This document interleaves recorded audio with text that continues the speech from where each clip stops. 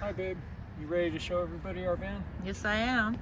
Alright, well I'll start with the entrance. Right here is our trash can, collapsible trash can and emergency toilet. And this is my kneeling pad and seat for when I want to just sit in the doorway. And then I come in here. This is a backpack for the back of the front seat and has a lot of pouches, and this is a removable waste pack for when we go hiking or whatever. Here's the laundry bag, hangs on the back of the driver's seat and you just throw stuff right in the chute.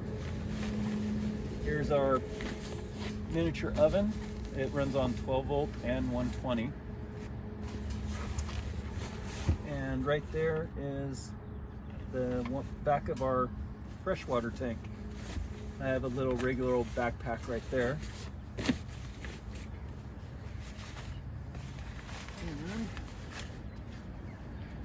I guess I'll go to the pantry next. I have two pantry spaces. One is just the slide out compartment on the center console of the van. Have a few canned goods in there. And then here is the second row stow and go storage for the seats that I removed, and I cut this opening so that when this sofa goes into bed mode, it only comes to right here so that we could still open and close the pantry while we're in bed mode.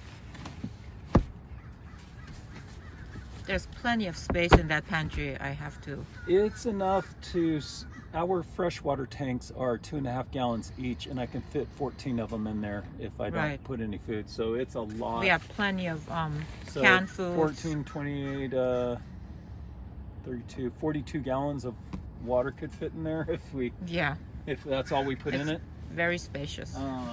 Over here is my kitchen. I have a little sink insert to give us a little extra counter space. This is the switch for the water, and I can control the flow right here.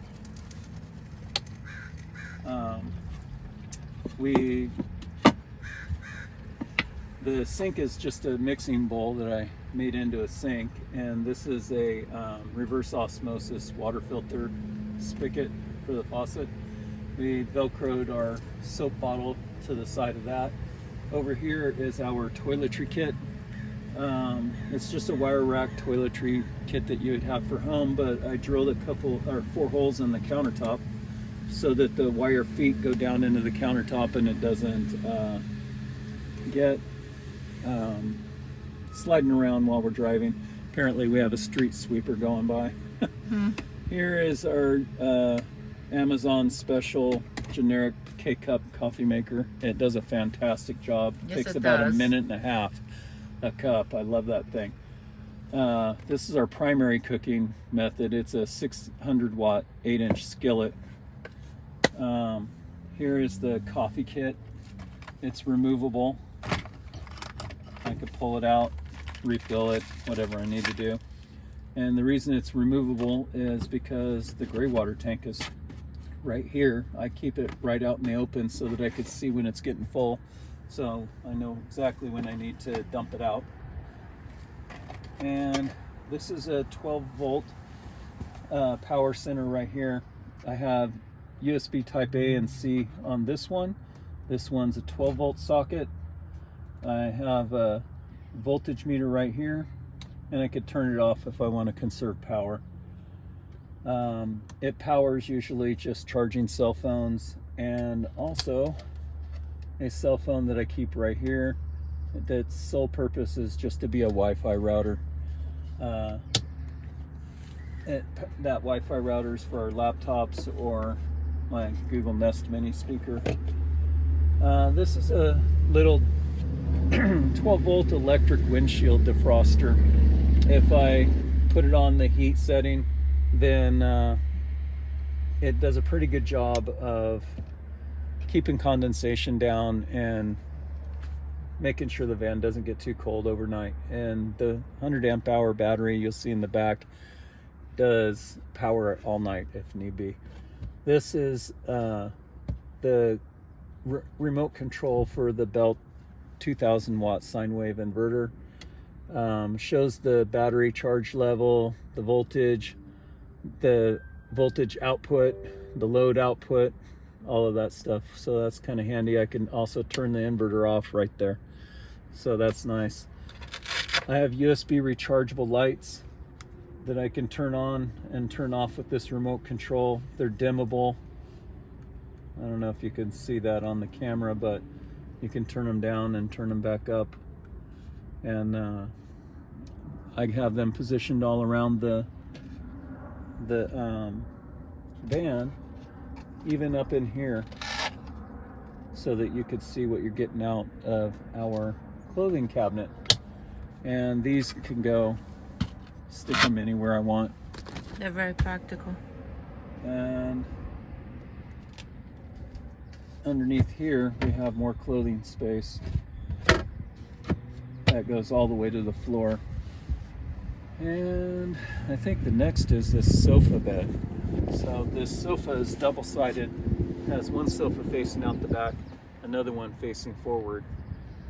The general layout of the van and this bed idea I generally got from the Eric Enjoys Earth YouTube channel, so give him credit where that's due. This is where the design gets a little unique.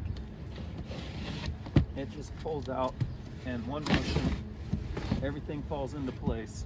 So and easy. It has this leg because of, this is where I've actually seen several designs on YouTube. This leg right here falls into place with gravity. It's on a couple of hinges and it just falls down into place. And then I put a little ramp on this side, so when it goes up this lip, it pushes it back up, so it automatically goes back up into place too. But that, because this, otherwise if it wasn't for this leg, which is permanently fixed, and this automatically folding down leg, this last section would just be free floating. Then I have this vinyl strap I sewed up and screwed into place, and you just pull up and slide in, and it goes right back into place. And the cushions, we went down to Joann's and we just picked out some coffee themed fabric, and I sewed them up. I put some Velcro closures on the side so we could take it off and wash it when it gets dirty. And I made it just a little bit loose so to allow for some shrinkage if it shrinks in the wash. And what were the measurements of the mattress?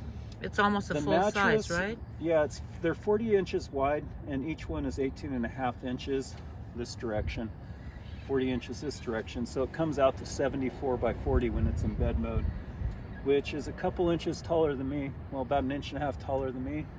I'm 6'1", and there's barely enough room for me and my pillow on lengthwise. Widthwise, we sleep pretty comfortably, I think.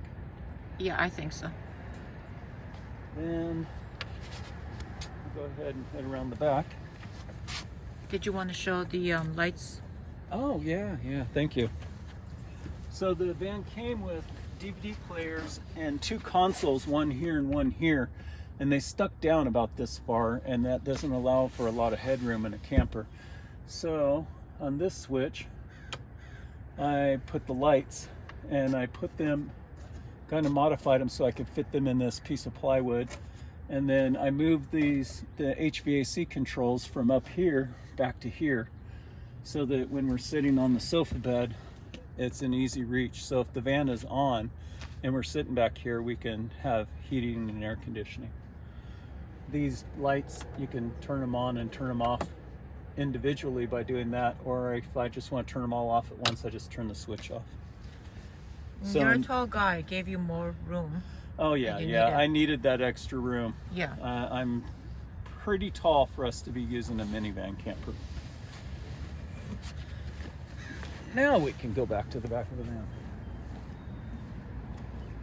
So this is where we and go to enjoy a good view. If we're driving down the highway and we see a nice rocky cliff or a beach or something like that, we want to stop and enjoy the view, we'll park and put the hatch back up, and it gives us shade and we can sit and watch and eat or whatever we want to do, have a cold beverage. But also on the hatchback we have Velcro that runs all along here, all the way across to the other side, and that's to hang a shower curtain that you keep underneath the back of the bed. This is our shower curtain. It just Velcros in place. There's another piece that goes across here and clips on these struts for the hatch, and that keeps the water from coming into the van. And this just has a collapsible bucket with a pump and a hose and a shower head. We heat the water, stick it in there, set it right here, pull the hose out, and we're in business.